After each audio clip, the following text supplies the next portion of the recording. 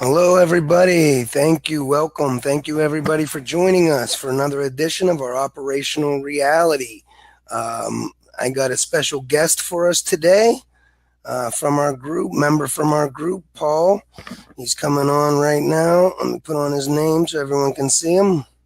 This is Paul Birtwell, and we're going to be talking about, well, he got me a book.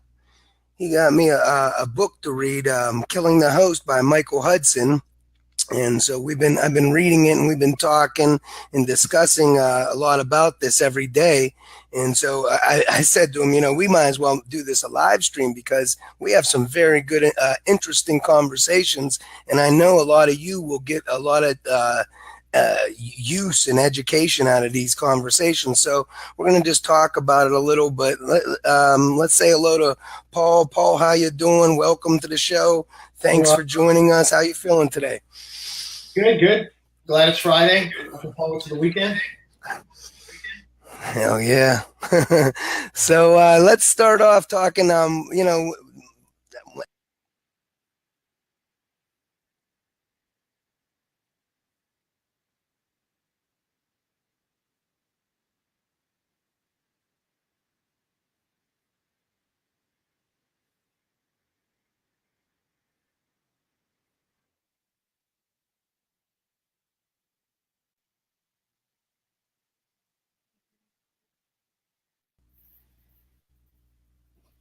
sorry about that, guys. I'm having some technical difficulties. It just sometimes the internet will break up. So hopefully we won't have any more interruptions. But anyway, yeah. So Paul got me a book, Killing the Host, by Dr. Michael Hudson, where he really talks a lot about the origins of money, and I think the fundamental thing he wants to get across is the distinction between earned and unearned income. And really, what I was blown away by is how he put it into terms like everything is centrally planned in our society. It's either done by the government or done by the banks. That's the only distinction. But either way, it's money that's centrally planning our economy and society. I always say that the private sector is completely owned by the public sector. In other words, capitalism only exists in the private sector, and only to the extent that our socially owned government even allows. I say that our government owns the private sector completely with its ability to impose tax and be the monopoly issuer of the only tax credit, dollars. So nobody even in America even owns land, really. We all pay tax. We all rent. We all pay tax. So it's just like communist China. So we're in fact much closer to central planning than we are free markets. The only free market really is the black market. And when they're talking, and this is another thing I learned from Michael Hudson, when they're talking about the Enlightenment period, and they're talking about Adam Smith and how capitalism came about, this is the free market was meant as the government keeps a free playing field, a free market for everybody. Is that how you got it too, Paul? Yeah. So they play with language, right? So let's say, for example, you have a horrible scumbag that engages in the most sordid kind of financial activity. You can use language to make people believe he's something other than a scumbag, right? Like you could call him a successful businessman. And if you use that terminology over a big enough period of time, it would shape the way people refer to it, right? And so the whole premise behind the focus on unearned income was these folks in the Enlightenment period, right, were trying to escape the vestiges of the military conquest of feudal Europe. And they were trying to open up the democratic space, right, to the commons. And indeed, they won, as Dr. Hudson points out, the right to democratize owning property. So the whole idea behind the Enlightenment, the whole idea behind capitalism was really resembles more of a opening up of the democratic space. But they analyzed where you derived your income from. And the idea of earned income they thought was a more efficient scientific approach to provisioning society. So you were correlating someone's income with the role that they were providing their output. And then they would analyze where the wealth flowed, and they found that it was people that weren't, providing any kind of service to society. And they started breaking out the types of income and breaking it down to earned versus unearned. But they do that through shaping thought. And he does a good job, I think, Dr. Hudson, of showing how, they would use words, to your point, with the free market. The free market meant low barrier to entry. So not monopoly, not owning it was illegal to even own multiple businesses across state lines until they formed the first holding company. That was anti-capitalism. It was the opposite of monopoly. That was the whole point, was to make a freer society, a more democratic society. They extend the vote to the commoners, and then commoners can vote common people into the places of power. And so they really, classical economics and Marx and people like that, they couldn't envision a future where the vested feudal interests somehow still have us, over a barrel, and still are exploiting us mercilessly. Michael Hudson talks about it in terms of a parasite and the host. And he talks about symbiotic relationships or parasitic relationships, and how that over time, like you're saying, they've gotten us to not be able to distinguish, symbiotic relationships from the parasitic relationship that will eventually kill us all. Right. And, so you want to talk a little? Oh, sorry. Think about the public purpose. What they've done is they've taken a legal fiction of money. And this doesn't go against MMT. It literally dovetails into it. But we value everything by comparing it to a legal fiction instead of real joy that we spend with our family or our friends, the things that do things for us, the natural resources, right? Like the issue in Flint, Michigan. That shouldn't be profit seeking, right? To give people clean water. That purpose isn't to turn a profit. We only look at things to provision society if someone can stem off of it and turn a profit. These are things that we need to live. So they shouldn't be, hey, let me look at it like a businessman when I want to build a new sewer system for the people that we absolutely need. You can't look at it and go, well, what kind of money we can make up? That's not what it's there for. It's there to satisfy a human need for society. So think about it. They've gotten us to value a tooth. If we lose a tooth, we're going to think, man, do I really want to spend, all that money on a denture? Maybe I'll just live without the joy of eating. And because we value it against a fiction. But they've gotten the 99% to only see the world and the economy through the view of the 1%. And that's what really Michael Hudson drives forward, right? That's absolutely right. And it's killing us. And that's why it's so important that everybody start to stand up like me and you were doing today. You don't need to be an expert. You don't need to be a PhD. Just learn, our operational reality. It's simple logic. Anybody can understand this stuff. A little bit of dedication, 5 minutes even on the internet, and you could be learning and broadening your horizons. And I like this stuff because it really does make you smarter reading people like this. My vocabulary increases. When I first start reading Chris Hedges or Michael, when I first started reading Ellis Winningham, it was like a different language to me. I didn't really understand what they were talking about. I would have to read a paragraph 2, 3, 4, 5 times. But eventually those alien words I began to think in, and so, that's, and then with this simple, when you're able to break it down with simple logic, I think that's the only way we're going to be able to defeat our indoctrination, because we've all been brainwashed from birth. So it's not that this stuff is, it's not hard to understand. It's just counterintuitive because we've all been brainwashed. Yeah. So that's the thing to think of. It's, if you understand computing, I'm in I like to play with computers, right? So it's analogous. It's exactly analogous to some third party writing files to your hard drive over a period of time. So they're injecting it constantly. The mindset or the viewpoint of the predator is constantly being written to your hard drive through all the mechanisms. If you look at Edward Bernays' book Propaganda, it's a very short book. It's available in the public domain on archive.org for free.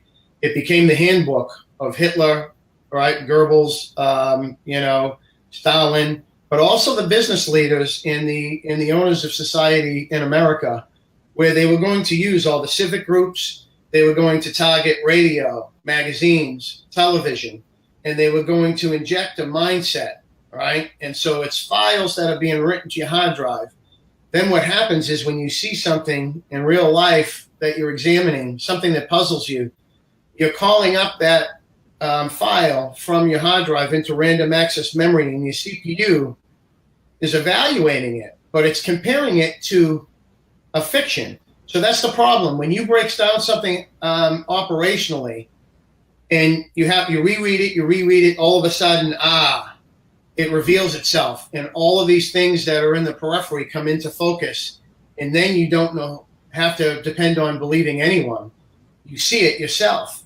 And so that's the problem with folks that get, I think, sometimes frustrated with new things, is that they're comparing it to the file. They've got a fiction that they believe is reality. When reality is revealed, the cognitive dissonance kicks in and they resist it. But that book details how to brainwash society. And if anyone reads it, every American should go through. It's 50, maybe 80 pages. It's not very long. And it looks and reads like something out of Dr. No, like a James Bond film where you have Dr. Evil, right, Goldfinger, and he's attempting to take all the brainwash everyone into a bunch of batteries like the Matrix, or just to funnel all the wealth to the top. And yet, but this is no fiction. It's stranger than fiction, right? Because this is truth, and we have to understand it. So the essence of what Michael Hudson's talking about is, and he sees this throughout history, all the way back to biblical times, ancient times, is societies become over leveraged with debt to the point where many people in that society can't afford to pay that debt. And, at that point, it's when ownership of wealth becomes very polarized between the top and the bottom. And you get, so many more people are disenfranchised. You get this debt deflation. Talks about asset price inflation and debt deflation. And I thought this was very interesting because, like he was saying, it's about measuring the economy on productivity. That's what it should be. And now they measure it not just on productivity, but with unearned income. And they add in the parasitical activity. And so what they're saying is we get our numbers in GDP and in the national income accounts, and the way he used it to describe this is, picture your main road in your town being privatized and then sold off to capitalists who put a toll booth up, and they charge everybody in town to use that road.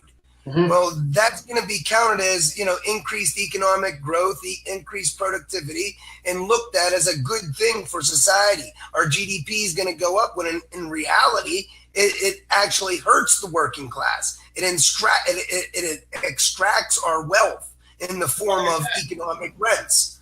And then over time, what happens is all of our income, all of our disposable income is needing to be used simply to, service the debt, the overhead debt. And that leaves less money for the productive economy and for the natural balance of payments and flow of payments between capital and consumption, labor and consumption, production and consumption. Yeah, that's correct. And his other big contribution is the examination of interest. So what happens is, like Thomas Piketty, when I read his book, he comes out with some simple formulas that show that capitalism has a tendency of of just accumulating wealth and power, because he calls it that R is greater than G, which means the rate of return on capital is always higher than the growth rate. So, and then he looks at the average increases of the growth, right? So growth would be increases in productivity or output over the previous year, all right? And what happens is it only hovers around between 0.5% to 1.5%, unless you have something like post-World War II, when we had to rebuild Europe, and then you have 7-8% growth. So when you're able to charge interest, so in other words, that formula means that capital, even when there's no growth rate and it's at 0%, there's no additional increase in output over the previous year, capital can still get 5 points easy, okay, of unearned income. And then when you're able to charge folks of low income, like payday loans or credit cards that can go up if you miss a payment to 29%. Eventually, what he says is that because this is compounding monthly up to like 30%, and the growth rate is only at 1%, that the labor can never keep up with usury. And so it transfers the wealth from the individual contributors, the workers, the debtors. They're the ones that are doing the work. And it transfers all of the wealth to the people who aren't. They just own. And so usury, he puts at the key. One of the things that Michael Hudson is, I think he's the key person when it comes to the history of money and economy and economical theory. But he puts the interest at the heart of the problem with shifting wealth from people who play a productive role to those who don't, but they're not the people who are victims of the system at the middle and the bottom, right? Those are the people that are, it's the top, but somehow we've made the worker that is working at McDonald's, who's playing a productive role, somehow they're not entitled to dignity. They're the parasite, not the guy who's getting unearned income, a free lunch. The actual free lunch occurs mathematically, has all the money right at the top. So.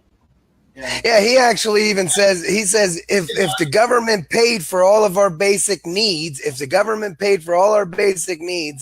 furniture, food, water, all the things that we need, basic day-to-days, we still couldn't keep up with an Asian country or other countries over there because we have so much debt. They privatize everything. So you pay 40% of your income for rent or a mortgage payment. You pay 15% of your income for Social Security. You pay 15% of your income for credit cards. You pay 20% of your income for student loans, all of these different things. So at the end of the day, I mean, we're at a fundamental disadvantage. The government's job is to work for the public purpose and let the individual make what they can from the balanced economy that creates. Our government is never supposed to work for the individual and for society to make do with the scraps. With this trickle down status quo, that's exactly what happens.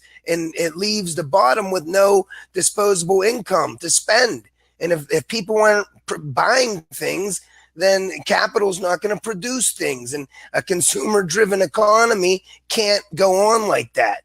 So government is always in charge. It's always up to government to inject the currency needed to sustain civil society, to get us the domestic tranquility as mandated by the general welfare. When I talk about this, I always got to make sure, because pretend nobody even watched me before. And I always got to make sure I mention that the preamble of the Constitution, it actually mandates we have a socially owned government for, of, and by the people for the public purpose, to provide for the general welfare and common defense thereof, to ensure domestic tranquility. So this necessarily means, and then wait a minute, Article 1, Section 8, says that Congress and only Congress is mandated to mint and tax to provide for that general welfare, common defense, and domestic tranquility. So that necessarily means our government never needs money. It makes dollars by law from thin air. It means our government needs essential real resources like a military, like infrastructure, like education and healthcare. It needs these things to achieve domestic tranquility as mandated, because think about it. We need healthy, productive educated populations to produce our needs of tomorrow and to be civil with one another. If we have diseased populations that are uneducated, that's an unproductive society, and it's a mean society. When you can't eat, civility goes out the window. So that would be the exact opposite. So when they privatize the public space and like say Obama makes healthcare private, that essentially ensures that not everyone's needs can be met. And so it ensures that our public purpose cannot be satisfied. All right. And people like that, I talked to a Trump supporter out on the streets, and I tell them this stuff, and he acts as if the federal government meets our needs, that somehow we're going to lose our freedom, that somehow, we're going to be worse off. And they always ignore the status quo today, that millions are worse off, that millions can't make it through no fault of their own because of systemic class warfare. Yeah, that's exactly right. What he talks about, what Dr. Hudson talks about in Killing the Host, is the circular flow. So he talks about the first real thinkers of the Enlightenment were the French, right? And in the economic space, it was the French physiocrats whose leader was Francois Quesnay. And he was a medical doctor, and he based the economy, a healthy economy, off the circulation of the body, where production begets consumption by paying decent wages to the workers, like Henry Ford did when he doubled. Yeah. So he was aware of, if you give the workers more money, they spend it back in, which creates more sales, more productivity and output, more job creation. And so the best way to keep a low-cost society is not to privatize things and have them underpay people, because that hurts the consumption aspect, and then overcharge customers to have a private tax. In essence, Dr. Hudson refers to that as a private tax. That toll booth highway is a private tax to the top with people who don't need any help or advocacy, and it creates austerity by definition, just like the government surplus in modern money. Right, what the government spends into circulation and minus what they tax back is the dollars in the private sector that we all can trade with. Agreed? Yes. So absolutely. What happens, though, in the private sector, there's little valves. It's almost like a sprinkler head that you could point at one plant or the sidewalk, and it allows the rule system, the economy itself. When someone says, like, I don't like regulations, the whole economy is a series of regulations. The only question is, who are you benefiting? So is it the general welfare or the specific welfare? And believe it or not, the American ideal was the general welfare. That's what they documented, right, in the Constitution. So whenever you provide the essential services, that allows those wages to be spent back in to the economy. And it lowers the prices, because the employer, as an employer, I don't have to worry about providing a pension. I don't have to worry about providing health care. That would make my product, right, if it's heavily labor intensive, cheaper when you compete with a foreign country. It keeps the prices down.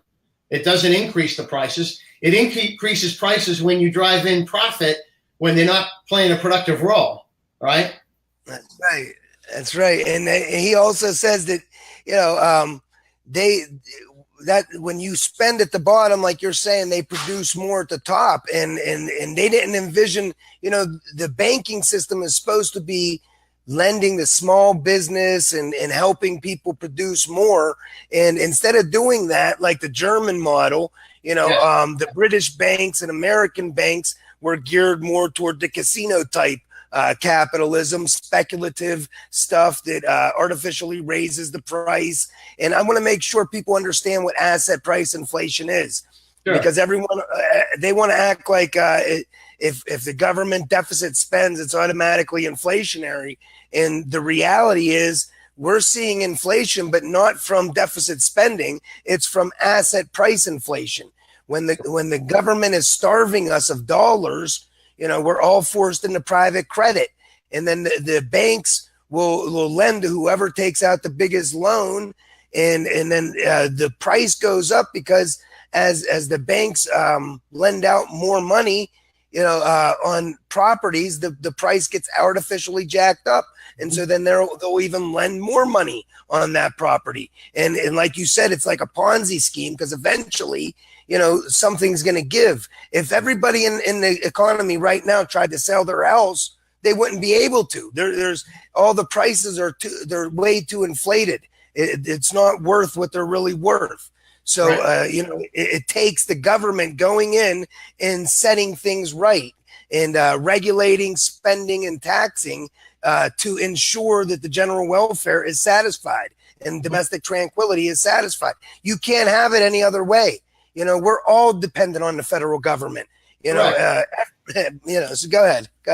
So to that point, all wealth, right, is only there because it's allowed.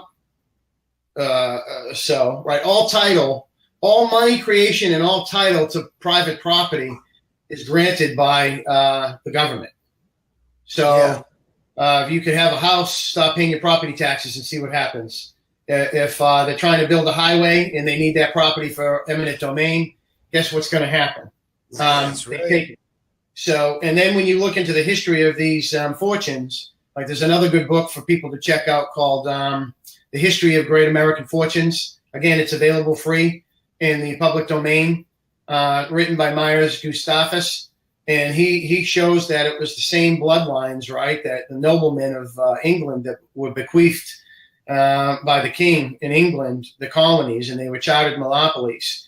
I mean, we think of the country as being capitalist, but it's feudalism and slavery, flat out slavery, existed right up until the 1900s, and then that was the robber baron period.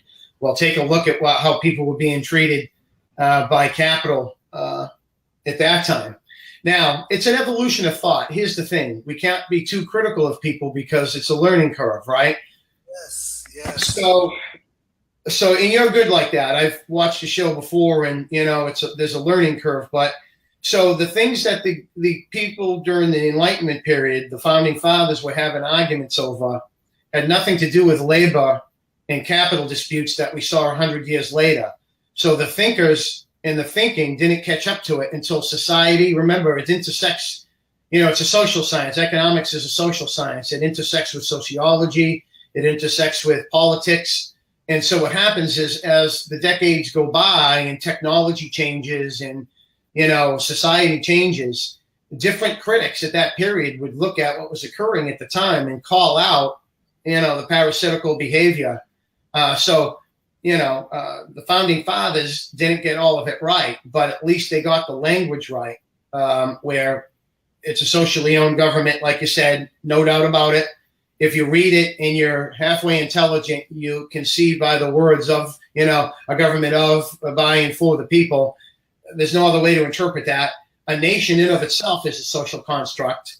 Mammals have limbic brains, and so we interact with one another. And so any economic policy, and Dr. Hudson, again, we're just talking about his book and the claims that he's making and mapping it over to what we already know about MMT. But essentially, he shows that any economic policy that considered human beings was socialism. It was maybe, Ricardian socialism, Marxism, whatever it happens to be. But essentially, there's no way to escape that word. So don't be afraid of the word. It's human nature is such that we watch each other's backs and we interact in societies. We're interdependent. We're not self-sufficient. We're off the farm now. And therefore, the government, in trade of leveraging us for a public purpose to build a city or a road or, whatever we do for work, in turn, we have to have paid employment that's sufficient to meet food, water, and so that we have the things we need to not just survive, but thrive. In the view of Dr. Hudson and a lot of people, and I happen to share that view, Me too. And it's like, if people could see it for what it really is, if they saw the financial sector as Vikings or Roman conquerors, going around conquering sustainable farmland communities or fishing communities, and then these Vikings or these warrior classes, they would live in decadence, and they would, use up all the natural resources. And then once it was all gone and unsustainable, they would simply get up and go take over another place. If people were able to understand that's exactly what our fire sector today is all about, then I don't think they would be so accepting of it. It's like you said, though, it's been a very slow, gradual change in the mindset of Americans from, I think, after the collectivism of the New Deal and the Civil Rights era. We haven't really accomplished anything. Instead, we've saw those hard fought for gains be decimated and chipped away systematically. And now to the point where now people, they stick up for the rights of the oppressors to oppress us. Yeah. Go ahead. Yeah, that's kind of an odd thing. So if you talk to somebody and say, hey, look, do you agree that someone who's able-bodied and able-minded, should contribute if they're able to, right? If you say that to someone who leans right, they will say, I agree with that. Absolutely. And then you say, well, how is it then that someone can be an heir to a fortune and play no productive role and have all of it? Like, doesn't that value apply across the spectrum? Does it change based on the group that we're referring to? No, it's an aristocracy. Yeah. So they've gotten the turkeys to vote for Thanksgiving by really backstabbing their fellow brothers and sisters and only advocating. They're sycophants, right? If you look up there's a friend of mine that taught me that word recently, so I've added that to my vocabulary. But it's the courtier, right, to the king. And so they think that capitalism means privilege and unearned income. They've gotten the host to believe in that, so that we define the economy as a good day for the 1% on Wall Street, speculative gains instead of hard work by the guy who's actually swinging the hammer and playing a productive role. And they make him look like he's the problem, right? So the whole idea would, provision of society to keep costs low. How do you do that? You have to make the worker want to spend all of their, you have to give them discretionary income, and then you want to influence the worker to spend that back in on newly produced goods and services. The only way you can do that, Dr. Hudson argues, is to make the worker non-vulnerable. How do you do that? Well, you make sure that they have, like you say all the time, healthcare, free education, basic needs. Right. The pensions, right? So that's one thing about Bismarck and the German versus the Anglo model was that, they thought public was going to be a banking option. Private public banking would be how they would treat banking. And they believed in state pensions so that the workers, when they spent 5, 6 decades contributing to society, weren't made vulnerable. When they were no longer able to play a productive role. So, it's the question of, hey, look, do we want to have an efficient society? Do we want to keep costs low? Do we want to award merit? And it's a natural fact, right? You have some people that can't work. You could have someone that's mentally, physically disabled. They could be a minor. They could be elderly. I think, as Americans and as mammals, we want to make sure that, If you're able to contribute, great. You have a job guarantee, right? And you get a good paying job and you play a productive role. If you're not able to, play a productive role, then you have to make sure that those people aren't marginalized and made victims through deprivation, right? So, or exploiting other people. Yeah. right. So yeah. We all want to be okay, right? So most of us would say, well, I'd like to, one day I'd like to be that millionaire, right? And that's why they get, people to they think, imagine that they're wealthy, so they have We're all about to win the lottery tomorrow, and so we don't want to be taxed 90% just in case, But what people need to understand is we need to tax the rich because they have too much money and influence. We don't need to tax them to give government money to spend. Government always has infinite spending capacity. And the other thing I want to make clear is the only time we're vulnerable to private credit is when Congress fails to do its job up front. Congress doesn't spend enough dollars into the economy to create full employment and maximize our productive capacity. So, we do need financial regulations. We do need, to look at unearned income versus earned income. But we have to remember, ultimately, it's up to Congress whether we're vulnerable to private credit or not. And we can collectively always force the ruling class to do our bidding. We can collectively force Congress to buy up all unemployment with a federally guaranteed living wage job for everyone who wants one, and balance our economy up front with dollars. And then nobody's dependent on predatory lending or private credit just to survive in the first place. So, and people will say, but that'll never happen. People will never, unite and do that. But it's happened all through history. The ruling class has never just given us justice. We've always had to collectively force the issue. And that's exactly what we've done. That's how we got every working class gain to date has been got by collectively demanding it. And so anybody that tells you we don't have no power, anyone that tells you government is broke and impotent, they're lying to you. All right, because ultimately we have all the power. This is why the ruling class go through all this trouble to keep us in the dark, to keep us divided and fighting against our own interests. But my mom needs to use the phone and I have to unplug it. Oh, never mind. She doesn't need to now, so we're good. But okay. But I did want to talk about some things that are going on in the news today. Trump's trade deals, Saudi Arabia, how I keep seeing all over the news, both sides talking about how great the economy is and how we're seeing all these markers in the stock market that tell us that our economy's back. And, this is why Trump's going to win. And even Democrats are saying this is why we're going to have so much problems with Trump. And, what do you think about when you hear these things? Sure. So, again, the real question is, okay, so has your pay gone up? No. You have additional benefits at work. So again, it's viewing the economy as how well it benefits the people at the top, right? So most folks that are at the middle and the bottom, they haven't had any gains. So when you see a run on Wall Street, right? You see a good day on Wall Street, and you have shares that are rising rapidly in value. And then you take a look, well, they don't have any new sales contracts. There's no new technology that they're putting. Well, this is actually just buying and selling, trying to get asset price inflation so that they can look for the greater fool and then dump that commodity on the greater fool and leave him with a loss.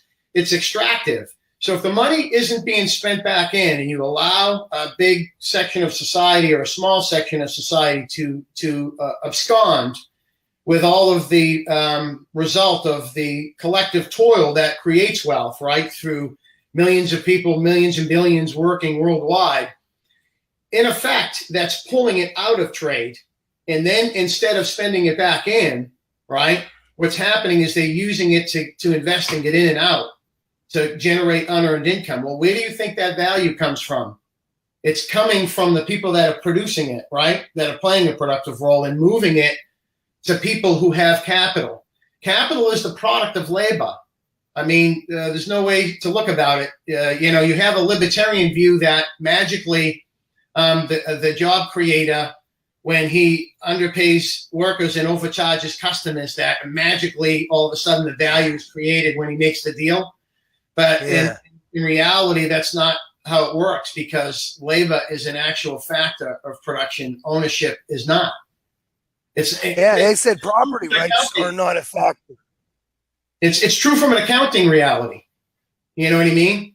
Like, that's not profit. Dr. Hudson, the way he rephrases it, the way he words it, excuse me, is, because they'll always say the libertarian view will be, look, if you tax the rich, the consumer pays anyway because it raises prices of things. Well, the reverse is true. When you tax, Dr. Hudson says that's nonsense, because, look, when you tax surplus, right, that's being pulled out, right, essentially that is absorbing the excess of price over value. So right, because that's what we saw during Eisenhower's 91% high-end top marginal tax rate. What did companies do? Well, if you knew, Rocco, that every dollar, say, for example, after you earn $1 million annually, was going to be hit with a 90% tax, what would you do? Well, we already saw what they did. They had to take the company's earnings and spend it back into plant, equipment, job training, additional benefits, raises in income. So that's what you see. You see between like 1945 and 1979 that the middle class, the working class, took 70% of each year's additional output of growth. But after Reagan, when you get 1979 forward to current, 0% of the additional goes to the people that actually work and produce it. It completely turned around now. We actually lost market share in GDP. We're in record amount of private debt. And that's the quickest way I explain it. When people say, oh, but our economy is so great. How can you say our economy is so great when we have record household debt, private debt? Can you imagine during the New Deal, people needing credit cards for milk and eggs and healthcare and schooling? It would never be. Like you said, the majority of Americans got the majority of federal spending at that time. That's the only way to balance a consumer-driven economy. And this isn't opinion. This is simple logic. I say, when you guarantee the jobs at a bottom income distribution, they make up the largest segment of society. So the more dollars that they have, the more they demand and guarantee the jobs of the skilled and educated above them. Because demand naturally bubbles up. It doesn't trickle down. You could give all the money in the world to the rich. They can make the very best products in the world. They can still never create permanent jobs. They can only create temporary jobs. Only a healthy, balanced economy creates the demand that growth that is needed to have growth in an economy. So, there's that. And yet they'll keep trying to tell us, well, we're in a great economy. Well, then if that's true, why is it that our communities are literally crumbling? People are literally drinking poison water. Bridges are crumbling. Our sewer system's crumbling. Schools are understaffed. How can you say this is a good economy when 60% of Americans don't even have a savings account more than $600? How is that a good economy? This is bonkers. We got millions of people unemployed. We have starvation wage environments that reign supreme because government makes it that way, and they completely ignore these things. And that's why we say it's Democrats and Republicans. It's like, it's good cop versus bad cop. They both are representing the same thing. They're both against you, though. Well, and in that relationship, the good cop is the closer. So if you look at sales, the way that sales works, right? The bad cop is just to scare you into the good cop's policy proposal. So you don't get an undermining. This is really from Chris Hedges' book, Death of the Liberal Class. He shows that you don't get the win without the good cop, that the Republicans were falling all over themselves laughing when they saw Bill Clinton deliver the goods, because he's the one who, his sole purpose, right? The Clintons were funded. They were part of the DLC, the Democratic Leadership Council, right? And this is just factual history. So it's anything that anyone can go out and, validate. But the Democratic Leadership Council was like a Southern right-wing group whose real sole purpose was to squash the New Deal. So they had to do that by infiltrating the People's Party, right? Which at that time was the Democratic Party because of really Eleanor Roosevelt. But by proxy, you have her husband was the president. And so essentially, you had this New Deal win, you had the People's Party. They built the country when most people romanticize about being American and they identify with their patriotism. So some people think it's unpatriotic to be a critic like I am. But the reason that I'm a critic of the administration is specifically because I love my country and because I love my fellow American brothers and sisters. And so when I see something that's wrong and factual history that I'm aware of, it's my ethic that I feel like we have to talk about what it is. And so the Democrats were funded by the DLC. Their leader was Bill Clinton. They were funded. The biggest funding initially came from the Koch brothers. So you have a right-wing party that wants to co-opt the People's Party, and they did it, right? So they got into play and they took it right out of the libertarian playbook, right, and capitalized on what Reagan and right-wingers had started before them, and Bill Clinton codified all of it, right? He's the one who delivered all of it. The only thing he didn't deliver, and again, this is just factual history. I'm not trying to offend anyone. I'm just speaking about what's happened. Is that he didn't get to the Social Security funds, because he was caught with Monica Lewinsky. And so he and Newt Gingrich, who were publicly acting like they were at odds with each other, in fact, were colluding behind the scenes to undo the New Deal. And so what it ended up landing on was they protected 10% of the professional class, right? The people that, hey, they have the credentials, they went to college, they hit the books. Then you're able to plug into an income in society that you're able to live pretty well. Now, you're still vulnerable because even if you're a professional class person, you could be a doctor, you could be a lawyer. I don't care if you're making, $250,000 a year. You're struck with an illness. That's right. All of that money that you spent, 4 decades working for will be absorbed into the profit-driven healthcare system just to stay alive. So we're all still vulnerable. And so in that way, we have to make sure that we're, watching each other's backs. But you're right. The Democrats and the Republicans have all been compromised at this point. It's not just that. They own all of academia. They all own the regulators. They own the judicial system. They've all been compromised. And so we have the power, but we have to stop watching each other's backs. And we have to know what is possible, and we have to, like you said, understand the historical facts. Like you were talking about Clinton, he factually enacted more right-wing policies than any modern Republican, in our history. And this was our guy. My mom, she's an old hippie. To this day, she will say how much she loves Hillary, and I can't get her to understand how much Hillary hates her, But anyway, talking about some of this stuff, I was struck by the other thing going around social media right now. It's about Saudi Arabia, supposedly killing this journalist, this Washington Post journalist who was actually an American citizen.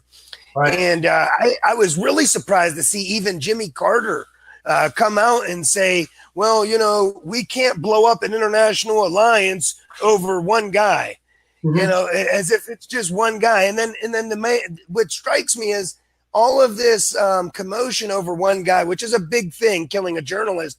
But when we've been letting Saudi Arabia commit mass genocide in Yemen for years. And we haven't said word one, or we haven't even talked about the fact, why would America, a democratic state, have a strategic alliance with a right-wing dictatorship, brutal dictatorship?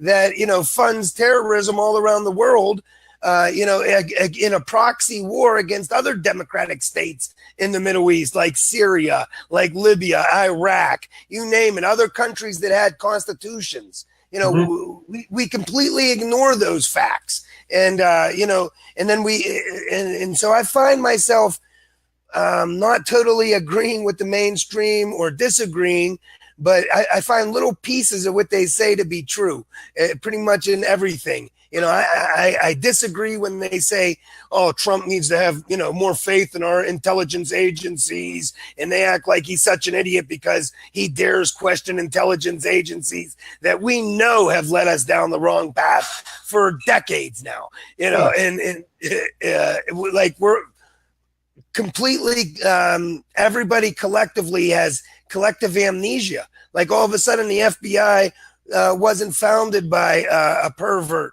who targeted blacks and anti-war movement and used very unjust means to do so, But so what do you got to say about all that? Well, yeah, I mean, I don't, I believe in war if we're being attacked and we're defending ourselves. So my understanding of, war in general is really a derivative of reading Smedley Butler's War is a Racket. Again, another book every American who claims to know something about, should read. It's only like 28 pages deep, so it's a real quick read, but very informative. So, think of it this way, right? You always have productive tribes. This is throughout all of human history. You have productive tribes that help one another. They act like mammals, right? So traditionally they were built around farming, and then you get the trades that flow up around it, right? So you get the shoemakers, you get the carpenters, the blacksmiths, and they're all productive. And then you'll have a warrior nomadic tribe of parasites that don't want to work. And what they do is they, move in, they emigrate, right? Because they're nomadic. They capture land, they commit genocide, they institute, slavery, and they rape the natural resources, and they funnel it to the top. And so you have that kind of human nature built into it, where it creates a parasitical flow where it's not rewarding the right behavior. So it's kind of you have throughout all these periods a certain small segment of humanity that does that kind of thing, right? But the rest of us that represent that productive tribe, that want to help one another and want to live well, should not really bless war. And what you see basically when they did it throughout all of feudal Europe and then through colonialism, they took it to every other sovereign nation. And so now what's happened is through globalization, you have a proxy system of money that allows, right? So financial assets are not real assets. They're claims on real assets. So this stuff in the Middle East obviously comes back to a real asset that obviously folks want to control, right? Primarily in the private. Want. We don't need the for-profit imperialism. We could easily be green and sustainable, but for profit. Okay, go ahead.